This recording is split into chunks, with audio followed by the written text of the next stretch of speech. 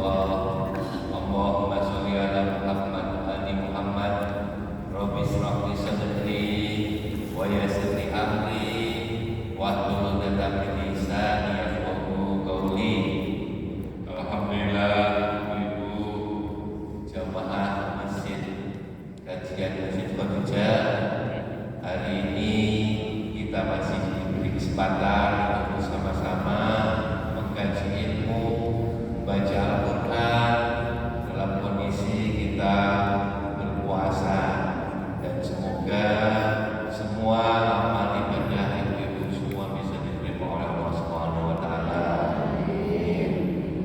Dan tema hari ini adalah cerita tentang jangan marah.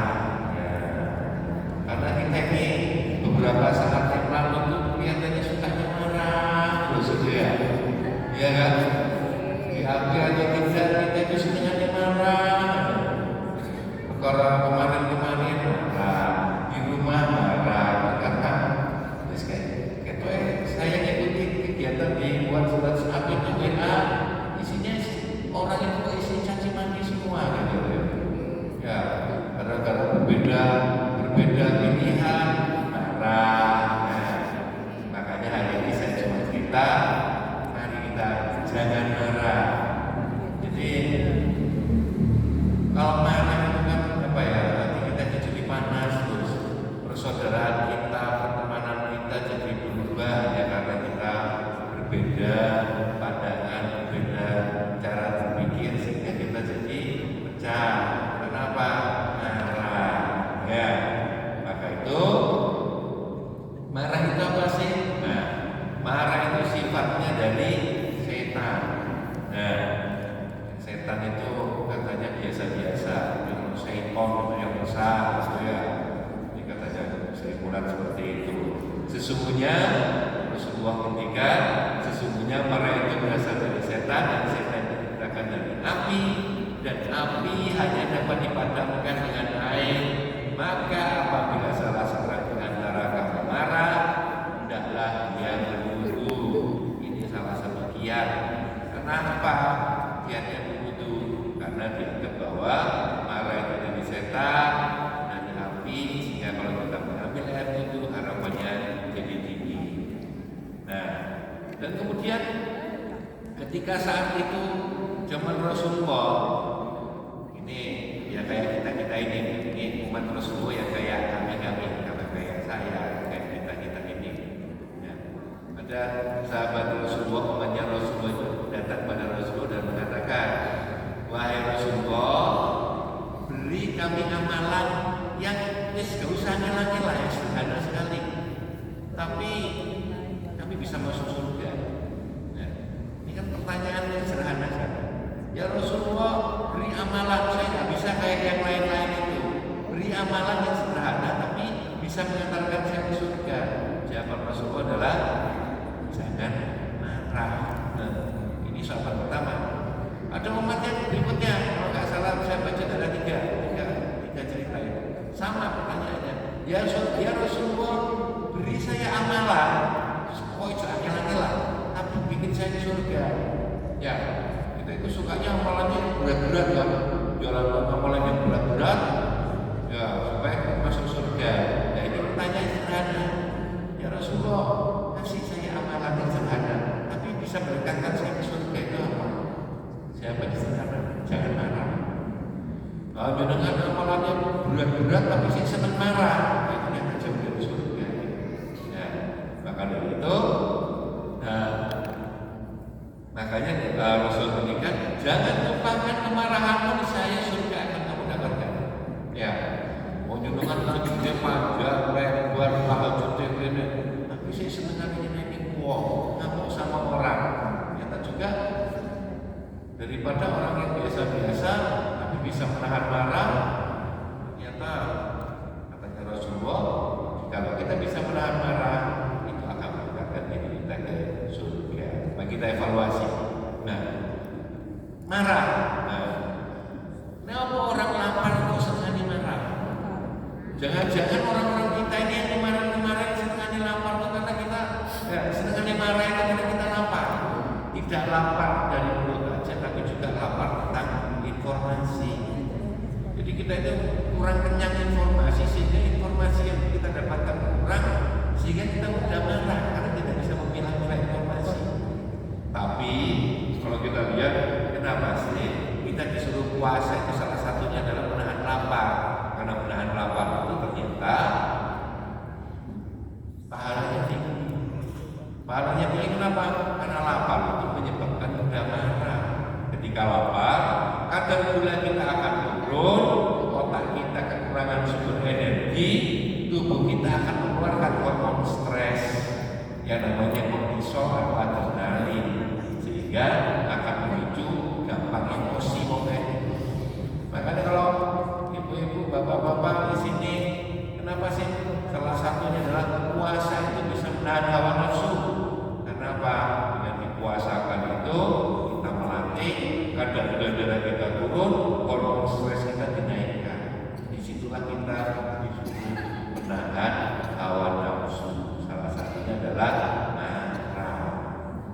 Nah, kita lihat lagi, ya, keutamaan menahan marah. Orang yang menafkahkan hartanya baik di waktu lapar maupun sempit, dan orang yang menahan amarahnya dan memaafkan kesalahan orang, Allah menyukai orang yang berbuat kebajikan. Ini Al-Quran katakan seperti itu. Nah, ibu-ibu ini bisa nggak menahan amarah? Bisa. Memaafkan bisa nggak? Nada. Sama suami pas ribut bisa memaafkan nggak? Karena ibu-ibu ini kan ahli sejarah. Ya, kalau pas dekiran sama suami, wah wis orang-orang sing menang tahun kekumpul hilang orang tani iso ketemu ya. Ya enggak? Karena ibu-ibu itu ahli sejarah. Iya kan? Wis beres kabeh kan. Nah, makanya memaafkan kesalahan orang. Nah, ya gampang aja. Janjane kowe iki wis memaafkan ta orang itu. Wis tak maafno. Tapi kakek tak masalah Gusti Allah. Ibu dulu ikhlas, ibu ya. Ibu-ibu sering begitu? Ya. Keutamaan menahan marah. Kita bisa lihat. Jika engkau marah, nah, katanya hadis. Pertama kali ketika marah, satu, berlindung kepada Allah dari godaan setan. Ucapkan, A'udzubillahi minasyaitonirrajim. Pertama kali. Kalau nggak bisa, diem. Ya. Ya. Apabila seorang di antara kalian marah, hendaklah diam. Yang ketiga, rubah posisi. Ya. Ini sering. Ibu gak usah jauh-jauh lah, di rumah aja. Nah, itulah ibu yang ini. Ketika ibu marah sama suami diem, berpaling atau gimana? Paling diem lah. Diem itu mesti mau takut ya lah. Ngomong. Sebenarnya orang ya. Padahal suami itu sudah menjalankan sunnah Rasul. Ya, Pak, ojo meneh ngomong. Suami wis melengos. Ngadep rono merubah posisi kan. Jadi parani diwasno meneh ngomong. Iya enggak? Iya, Bu.